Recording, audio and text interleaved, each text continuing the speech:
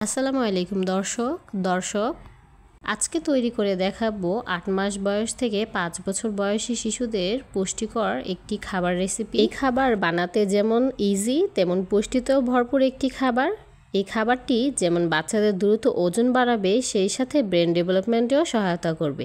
এই খাবারটি তৈরি করে বাচ্চাকে সকাল অথবা দুপুর প্রধান খাবার হিসেবে দিতে পারেন অথবা রাতের ভারী খাবার হিসেবেও বাচ্চাকে দিতে পারেন। ব্লেন্ডার জারের মধ্যে আমি নিয়ে নিব একটি গাজর, মাঝারো সাইজের একটি গাজর, এখানে 2টি কাজু বাদাম এবং একটি আখরোট নিয়েছি। আপনারা চাইলে এখানে যে কোনো বাদামও নিয়ে নিতে পারেন। এর মধ্যে আমি এখন দিয়ে দিব কিছুটা গরুর দুধ দিয়ে ভালোভাবে ব্লেন্ড করে নেব, একদম স্মুদি একটা পেস্ট তৈরি করে নেব। দর্শক, বাচ্চাকে বাদাম দেওয়ার আগে অবশ্যই বাচ্চার অ্যালার্জি আছে কিনা তা দেখে তারপরে বাদাম দিবেন।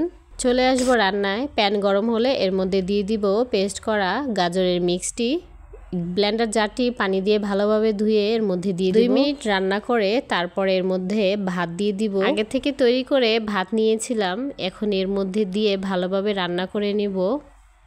ভালোভাবে নেড়েচেড়ে রান্না করে নেওয়ার পর এখানে আমি দিয়ে দিব 1 চিমটি লবণ দিচ্ছি স্বাদের জন্য, এবং এর সাথে দিয়ে দিব 1 চামচ চিনি দেওয়া হয়ে গেলে ভালোভাবে এখন সম্পূর্ণ উপকরণটি রান্না করে নেব।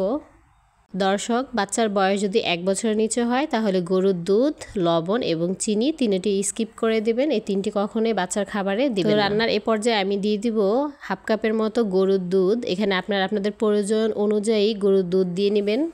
গরুর দুধ দেওয়া হয়ে গেলে এগুলোকে আমি নেড়ে চেড়ে ভালোভাবে রান্না করে নিব। দর্শক, যে সকল বাবুরা গরুর দুধ খাওয়া শুরু করেনি তাদের জন্য এই রান্নাটি বিশুদ্ধ খাবার পানি দিয়ে করতে পারেন। চিনির প্রয়োজন যদি পড়ে বাবুর খাবারে তাহলে সেই ক্ষেত্রে মিশ্রি অথবা গুড় ব্যবহার করতে পারেন। রান্নাটি হয়ে গিয়েছে। আপনাদের ঘনত্ব বুঝে বাচ্চা যেভাবে খেতে পছন্দ করে সেভাবে নামিয়ে নেবেন। আমি এই ঘনত্বে রেখে খাবারটি নামিয়ে নিয়েছি। দর্শক, যে সকল বাচ্চারা ভাত খেতে চায় না তাদের জন্য এই খাবারটি হবে একটি আদর্শ খাবার, কেননা এই খাবারটি দিয়ে তাদের ভাত খুবই সহজে খাইয়ে ফেলতে পারেন। দর্শক, এখানে আমি ব্যবহার করেছি সবজি হিসেবে গাজর একটি পুষ্টিগুণে ভরপুর সবজি। এই সবজি থেকে আমরা গুরুত্বপূর্ণ অনেক ভিটামিন পেয়ে থাকি।